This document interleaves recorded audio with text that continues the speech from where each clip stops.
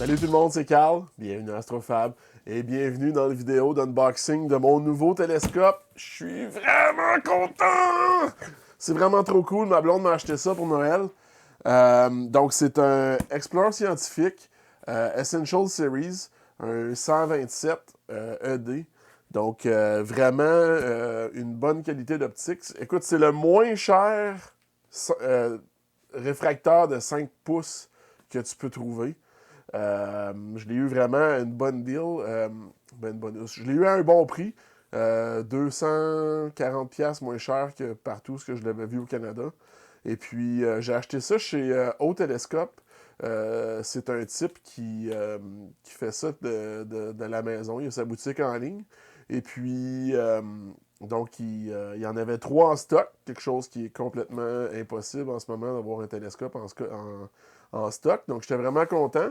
J'ai acheté ça dans une journée, je l'avais. Et puis, donc voilà, fait que sans plus tarder, je vais passer au désemballage de mon nouveau télescope. Donc, voilà, avec mon couteau suisse de Suisse que mon fils m'a ramené. Donc, tiens, je vais changer l'angle de la caméra, je pense que ça va être mieux. Donc, comme je disais,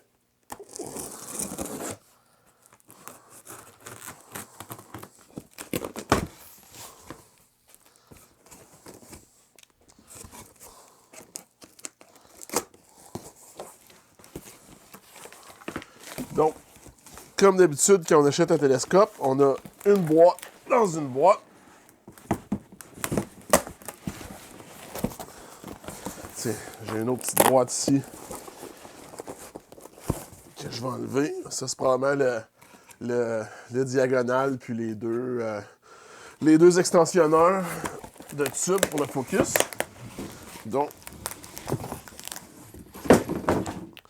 une boîte de moins. Donc, j'ai été surpris de la taille de la boîte parce que j'avais peur que ce télescope-là soit vraiment trop grand pour ma monture. Oh! Ah. My God, c'est beau.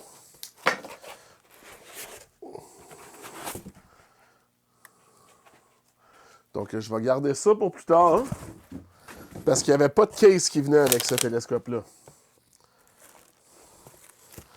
Donc, il y a une petite...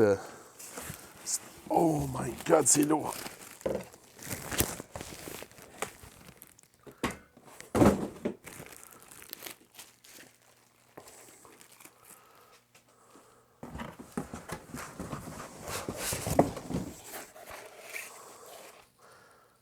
Wow, wow, wow, wow.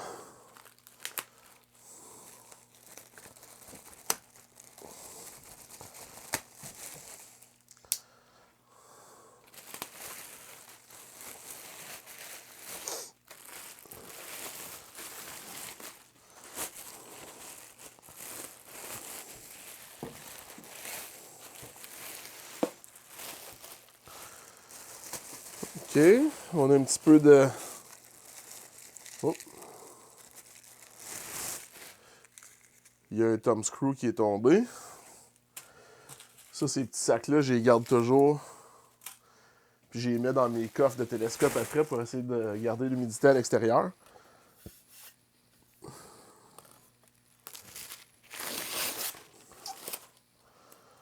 Donc, ici, on a...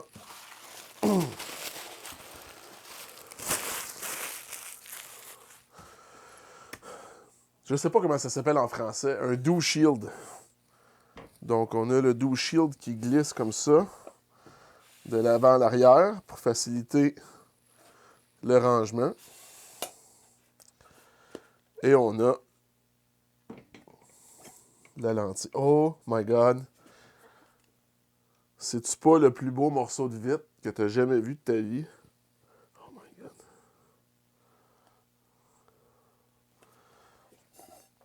Donc, je vais remettre ça. Voilà. OK. Là, je vais desserrer les anneaux pour enlever le papier. Donc, on a des beaux to bring assez serrés, assez bien faits. Avec le papier ici.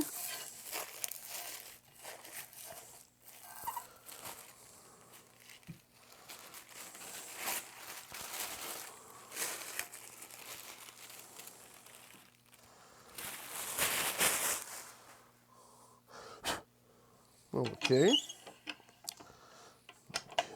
On va resserrer ça. OK, donc ça glisse pas. C'est pas grave pour tout de suite.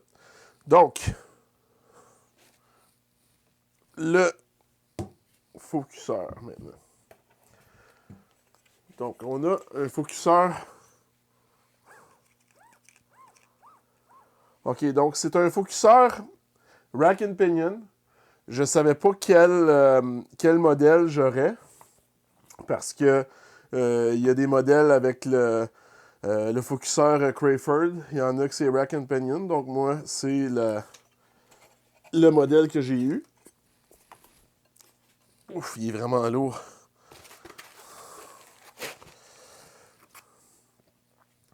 Et puis ici, on a...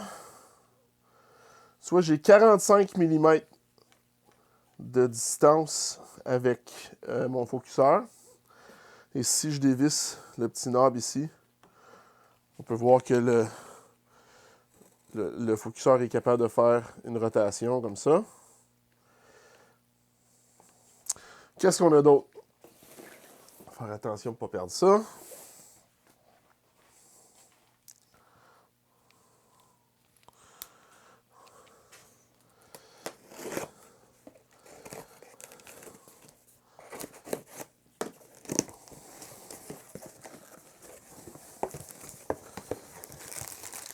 On a des instructions. On a un diagonal et on a un extensionneur. Oh, je pensais que j'en aurais deux. J'espère que ça va être assez parce que quand on utilise une caméra, souvent, il faut être super loin en arrière du focuseur. Donc, la diagonale.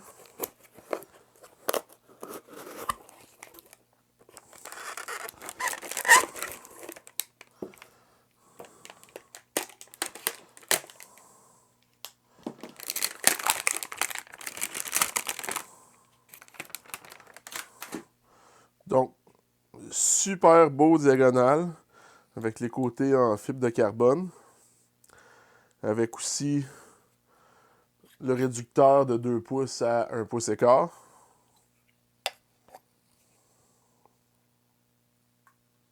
Donc ça, c'est super beau.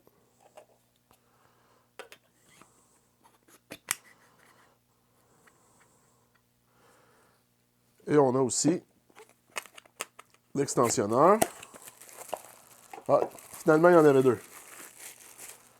Donc, j'ai mes deux extensionneurs ici. Donc, fort probablement que quand je vais venir pour installer ma caméra, il va falloir que je dévisse ça comme ça. Que j'installe un ou deux tubes. Comme ça.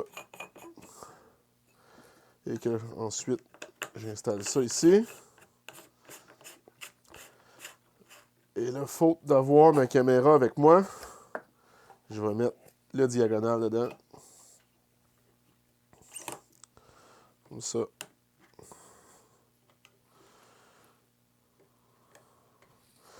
Donc ça, c'est super beau. Donc on va le mettre sur la monture, voir ce que ça donne. Alors maintenant, pour l'aspect technique. Donc c'est une lunette de 127 mm de diamètre, 5 pouces, avec une longueur focale de 952 mm. La lentille comme telle, c'est une lentille qui est faite au Japon. C'est un télescope qui est fait en Chine, mais la lentille est faite au Japon. C'est Hoya. Donc, c'est le FCD1. Donc, c'est le plus bas de gamme, si tu veux, d'Explore Scientifique, qui ont 3 gammes. Donc, Les deux autres gammes plus hautes, on regarde un tube en fibre de carbone pour économiser sur le poids. Et puis, tu as le FCD 100 et tu as aussi le FCD, pas le FCD, mais le FPL 53 qui sont un petit peu de meilleure qualité. Par contre, là, la lunette FCD 100, euh, qui est 127 mm, est 1500$ plus cher que ce modèle ici, puis celui-là, il n'est pas donné. Donc, ça vous donne une idée. Par contre, là, les optiques là-dessus, des super bons commentaires. Le seul. Le point faible du télescope se trouve ici. La plupart des gens achètent ce télescope-là, puis ils achètent tout de suite en même temps un autre focuser pour le remplacer. Moi, il va falloir que je vive avec pendant un bon petit bout, là, donc il va falloir que probablement que je le démonte puis que je l'étudie, voir c'est quoi ses faiblesses. Mais par contre, là, pour l'instant, il semble pas mal smooth. Je suis pas trop content avec l'espèce de, de rotator ici là, qui est comme un peu bizarre. Là. Je pense qu'il y a besoin d'un un petit peu de fine-tuning. Et puis, sinon, je suis quand même content des anneaux qui tiennent le scope. Donc, c'est vraiment une belle lunette. J'ai vraiment hâte de la mettre à l'essai. J'avais peur qu'elle soit trop grosse pour ma monture, mais je pense que ma monture est capable de tenir ça. Là, c'est sûr que j'ai pas encore la caméra dessus, mais ça n'a pas été trop compliqué à balancer. Puis, tu sais, une fois une fois qu'il est barré en place, là, si je donne des petites tapoches, là, il est quand même assez solide. Donc, j'avais vraiment peur qu'il soit trop pesant. Ce tube-là, il pèse 18 livres tout nu. Avec accessoires, 22 livres. Donc, c'est quand même pas un télescope qui est léger. Ça prend quand même une bonne monture. Euh, puis, c'est ça. Ici, le, l'espèce d'attachement pour mettre un viewfinder ou une caméra de guidage, c'est propriétaire à Explore Scientifique. Je suis pas fou de leur design. Ça se peut que je change ce morceau-là pour en mettre un qui est standard. Mais sinon, vraiment une belle lunette. Vraiment hâte de mettre ma caméra là-dessus, là, puis de faire des images.